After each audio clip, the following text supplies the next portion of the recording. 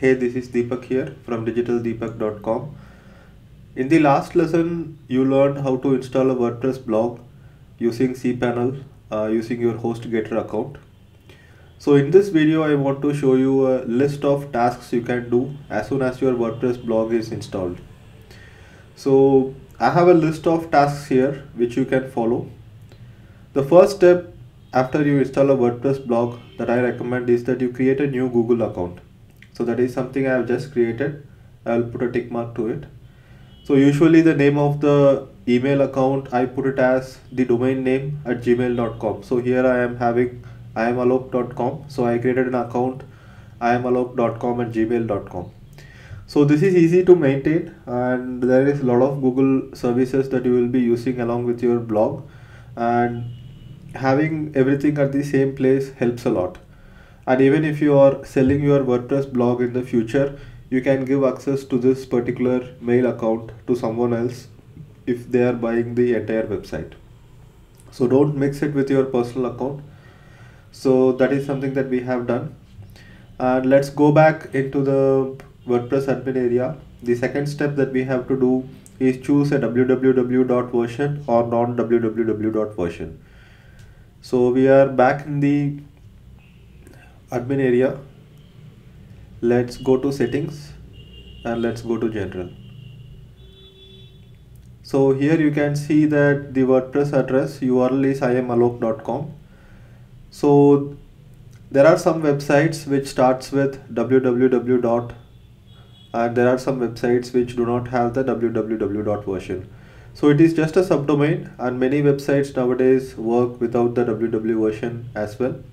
But many famous websites are still running in the www version. Like for example, if you go to neilpatel.com, you can see that the www version is not there. However, if you go to quicksprout.com, hi, my name is Neil Patel, and I have a question for you today. Do you feel? You can see that it's the www version. So once you set up a particular version, you should not change it later, because all your search engine results will show whether this version or that version. So you have to decide once. So let's say I'm going with the www version. So I just enter this here and I save the changes. So the most important thing here is that once you are done with it, don't ever change it again.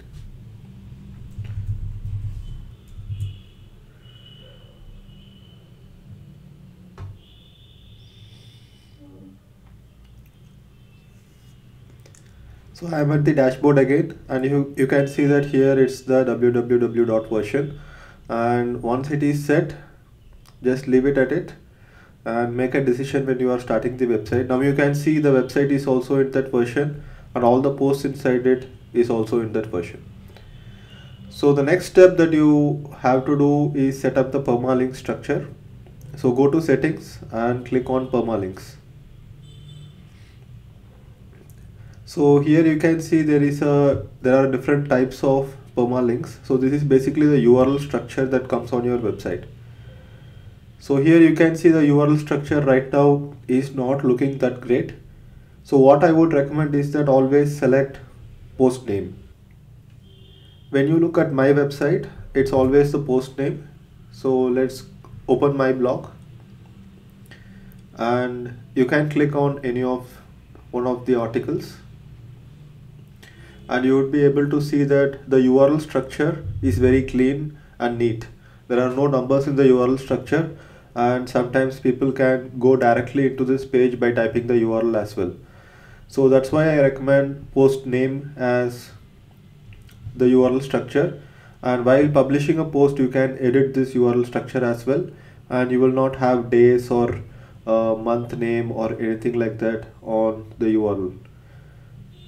Sometimes the default one usually will be the plain structure with the post number. I do not recommend that for SEO purposes. Click on save changes. So another benefit in having post name as the URL structure is that whenever someone is searching on Google, the words in the URL will get bolded. So I will show you an example. For example, if I go ahead and search for this on Google, you can see that these words are getting bolded, right? So Google bolds the keywords in the text here so that the click-through rate increases. So whatever words are here, here you can see that those words are in bold. So this is very important for SEO. So make sure that you have a proper permalink structure, and this is also something that you should never change once it has been set up. So now let's go back to the blog and let's click on refresh. You can see that that particular page does not exist. Go back home and click on hello world. Here you can see now the URL structure is very clean. It's just hello-world, and basically the post name appears on the URL structure as well. So that has been done. www version we have selected. We have done permalinks, and next is we will publish a new post and a new page. So let's just get some content.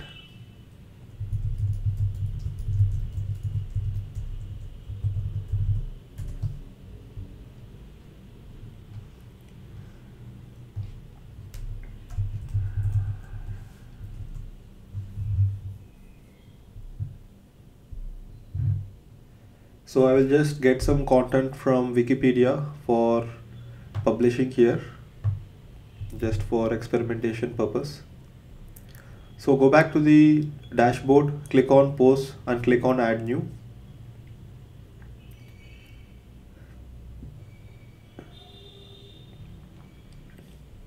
Here you can just paste whatever you have copied from there. There are two types of editors, one is visual editor and one is text editor. When you are copying from some other place, it's better to paste it in the text editor. And go back to visual. So I will just give the title as what is WordPress. And now before publishing, you can save the draft. If you are writing an article which is not completed, you can just save the draft. Here you can see that the permalink is just what is WordPress, same as the title of the post, which you can manually edit as well. So you can just put it as WordPress if you want, and you can add a category. You can just call it as general and click on publish. So once you click on publish, a new post will be published on the blog. Go to home and you can see a new post has been published, what is WordPress, and once you click on it, the post page opens and you can see the URL is what we have given. So that's how you publish a new post. Let's go ahead and publish a new page.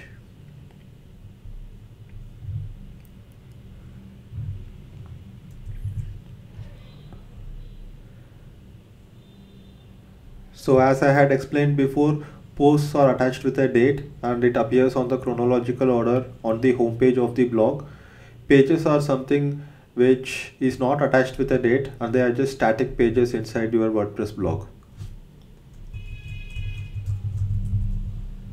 So let me just create a sample page here, just some content about WordPress themes, and then you click on publish.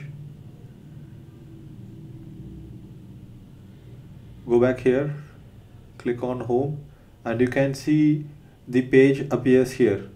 So WP themes is the page that we have just published and it has appeared here. In certain themes it will not always appear on the navigation bar, it will just appear somewhere else inside, or it will be hidden. It's based on your theme settings.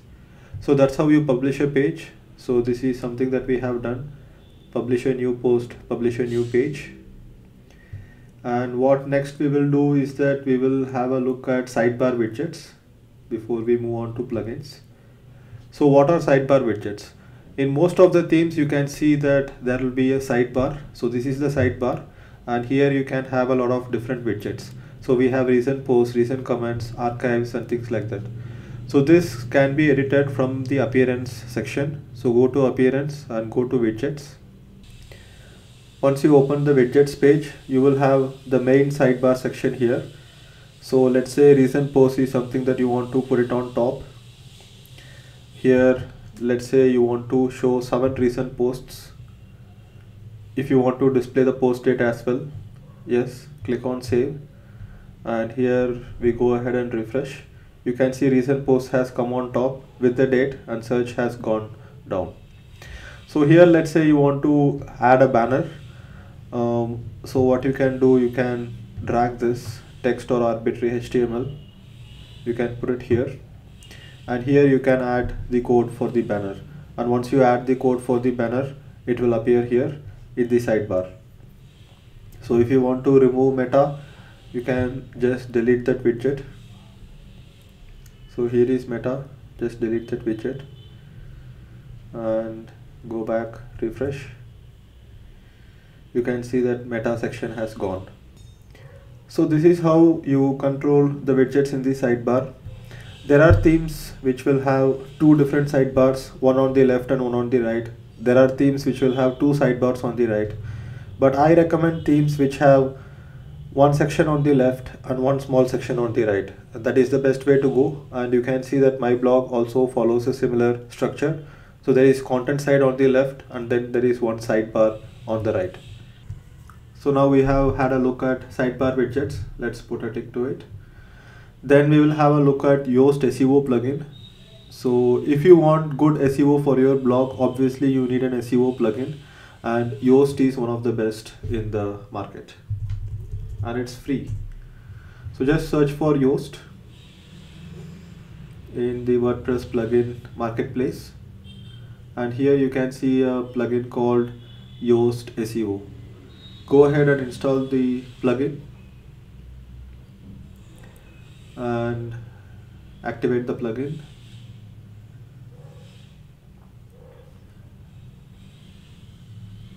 So now this is the section where you can access Yoast SEO. Go to dashboard, and here there are a lot of settings that you can control. So let's just browse through the different sections. So they have a configuration wizard which will take you step by step throughout the entire setup. So first it will ask you to sign up for the newsletter, which you can accept or ignore. Click on next. So the kind of environment that your site is running, so the, let's say, production, which is, this is a live site and people will be able to visit this site. Site type is a blog. This is an individual company. Name of the person is Alok Das. So it is asking whether you want to publicly display the posts, and yes, we want to make it visible. And the media files, we can keep it hidden. Nobody needs to access the media files directly. Click on next. So will it have multiple authors or single author? Let's say it's single author for now. So Google Search Console. Search Console is something we will look at as soon as this plugin is installed. So basically Search Console helps you get indexed on the search engine. So it used to be called Google Webmaster Tools. You can see this is google.com/webmaster/tools, but now it's called the Search Console. You can just search for Google Search Console and land here. So here, if you want to authenticate your website with Google Search Console, Yoast will help you with this. Let's say I click on get Google authorization code. So basically Yoast will automatically communicate with your Google account and get it authorized. So this is the authorization code. Just copy it and paste it here. Click on authenticate. So right now there is no profile to be found. So let's go ahead and add the website first. Website is www.imalok.com. Click on add a property. And now it is waiting for verification. Let's see if we can get it verified from here.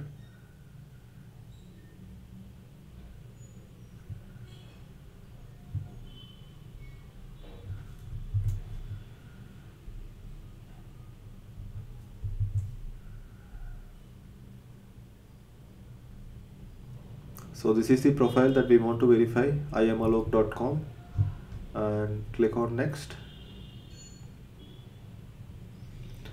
So website name would be I''M''Alok, and title separator is basically if you have post pages, there will be a title and then there will be a post. So what is the symbol that you want to separate the title and the post title with? So click on next, and I believe most of the setup is done now. Click on close. So let's say go ahead and verify this property. There are different verification methods. One of the methods is adding a meta tag. Just copy this meta tag, go back to the website and go to appearance editor, and here you have to go ahead and edit the header file. So this is the theme header. Click on proceed, and here you can add this meta tag along with the other meta tags. So this is just one of the methods for verification. The other method would be to download a verification file and upload it through the file manager of your HostGator account. Let's see if this has been verified now. Yes, so now this domain has been verified with Google Search Console, and Google Search Console will give you a lot of data once you start receiving traffic, such as search analytics, what people are searching for in Google search. So one of the features of Google Webmaster Tools is that you can add a sitemap to Google, and Google will know what are all the different pages on your website. So now let's go back and create a sitemap for our site. There is a separate plugin for that. You can click on add new. So Yoast also used to have a sitemap feature, but I think it has gone to the premium section now. So there is a plugin called Google XML Sitemaps, and this is the same plugin that I use for my website as well to create sitemaps. So click on install, click on activate. So once you install some plugins will be directly available here in the sidebar. Sometimes you have to go into one of the settings or tools tab to access the plugin. So here you can see XML sitemap is inside the settings section. So here go ahead and create the sitemap for the first time.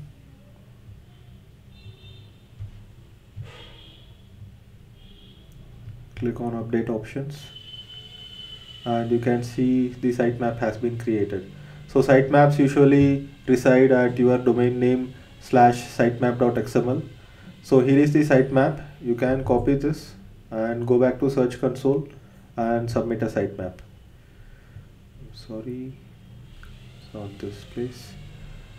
Go ahead, click on this link and click on add or test a sitemap. So it says i'm''Alok.com already.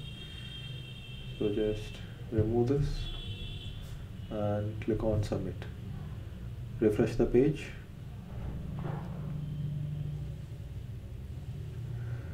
So this is the sitemap. We have submitted the sitemap, and it will take some time for Google to go ahead and crawl all the pages in this sitemap. So now one of the biggest advantages of Search Console is that once you publish a brand new page, you can go ahead and request Google to crawl that page. So basically inside the crawl section there will be a button called fetch as Google, and here let's say I go ahead and try to index the recent blog post that we have published. What is WordPress? So here I will just take the URL of this, go back to Search Console, click on this, and let's say I click on fetch and render. So basically Google bot or the Google spider will go ahead and visit this page, and as a consequence it will also try to include this page in the search index.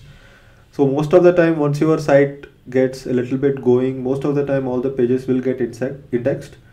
Sometimes in the initial stages it will not get indexed. So to get indexed, I am clicking on request indexing.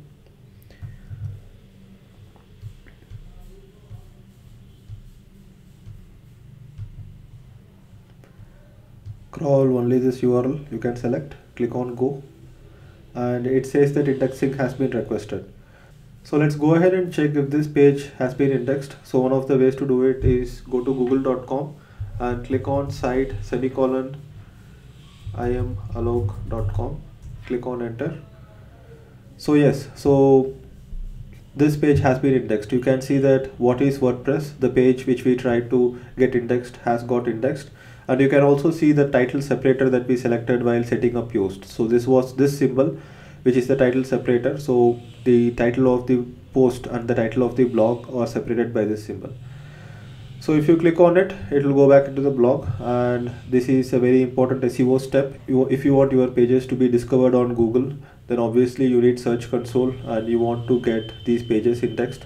So where are we right now? We have generated sitemaps, we have verified our blog on the Search Console, we have submitted the sitemaps to search engines, and one thing we can do is go ahead and set up Google Analytics. So just search for Google Analytics and click on Google Analytics, click on sign up. So Google Analytics basically helps you track all the visits on your website. So let's say account name is imalok, website name imalok.com,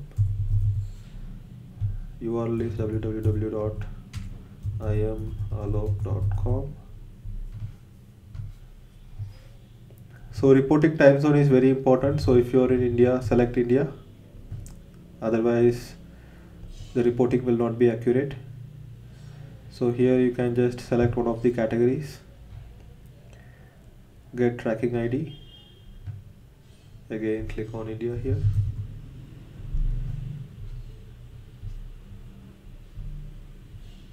I accept. So once you do this step, your Google Analytics account has been set up and they will give you a tracking ID. So you can either install this script on all the pages of your website, or you can just install this tracking ID on a plugin. So usually doing it via plugins is easier. So go to plugins, click on add new and search for a Google Analytics plugin. So we have a plugin called Google Analytics. Let's just install it, activate it.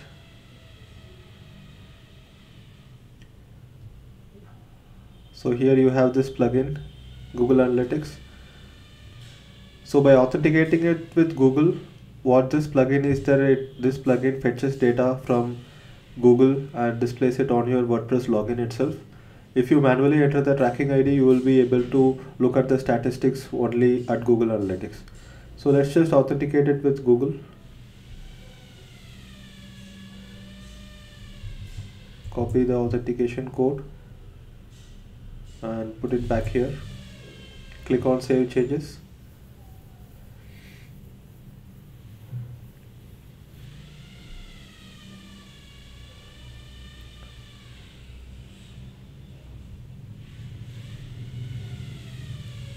So I believe there is so now this particular account has got authenticated, and you select this particular account and click on Save Changes.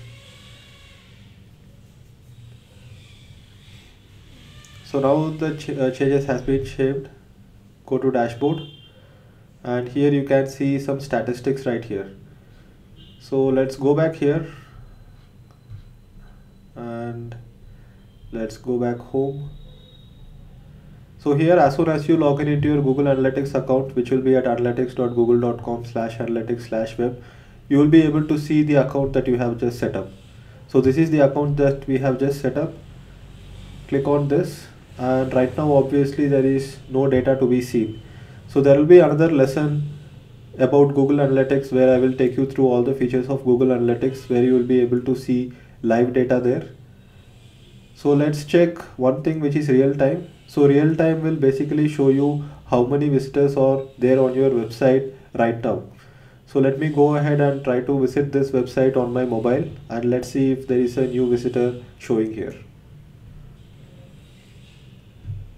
So you can see that right now it says 1 active users on the site and 1 person is on mobile, and you can see the location is from Bangalore because I am visiting this from Bangalore.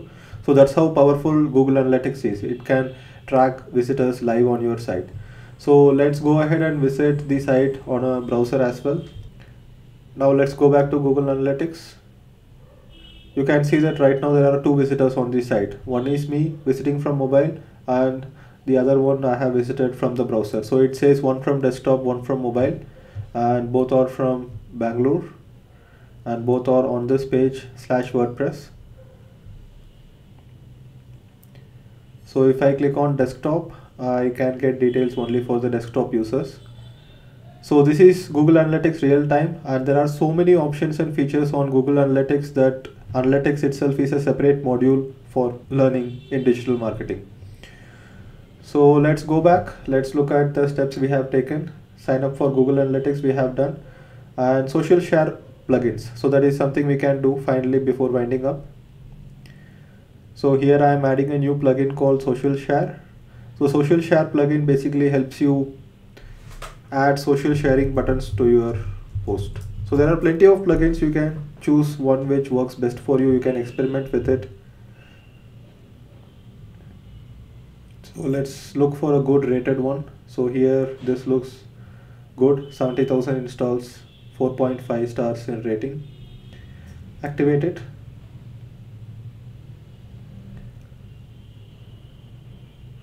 And now here you can see access press social share. So here it says what are all the options you need to have. Select the one that you need to have, click on save settings. Share options, where do you want it to display posts and pages. Display settings, let's say above content. What is the theme that you want? Let's say I want this particular theme. And let's click on save settings. And there are other settings as well which you can experiment with. Now let's go back to the blog, see if the social share plugins appear. So click on a post, and here you can see the social share plugins have appeared. So that's how you add more plugins and increase the functionality of your WordPress blog. And go ahead and create your own WordPress blog, create your own domain, and start building, start becoming creative, try with different themes, go ahead and research for premium themes, go ahead and try to install different plugins, try to improve the functionality. Most of the time when you browse other sites, if you see a functionality, chances are that that particular functionality will be available as a plugin inside your WordPress login itself. So that's about it for the demo of what you can do with WordPress, the initial things that you can set up with WordPress. And thank you for watching this video. And if you have not set up a blog yet, I highly recommend that you do so. Go ahead and register a domain, go ahead and install a blog with HostGator, go ahead and sign up for a HostGator account. Or if you don't want to sign up for a HostGator account, there are other options as well which I will let you know via email. But to learn digital marketing, having your own website and experimenting with it is very important. You can start learning social media, you can start learning analytics, you can start learning SEO, you can rank your own pages on the search and start getting traffic from the search engines. So all this will help you a lot. And if at all you are applying for a job and trying to get a job in the digital marketing field, this particular website itself will be like a project work which you can showcase to others. And most of the people who apply for digital marketing jobs will have a certificate from one of the digital marketing training institutes. But instead of a certificate, what you will have is that you will have a live project where you can show your employer, potential employer, that you have driven traffic via search, you have installed analytics, you know how to use it, you have installed social sharing plugins, and you have social pages to go along with it. So all these things you can show, which proves that you have practiced digital marketing. You just don't know digital marketing, but you can actually implement digital marketing related things, right? So thanks for watching this video, and I will see you in the next video. Bye bye.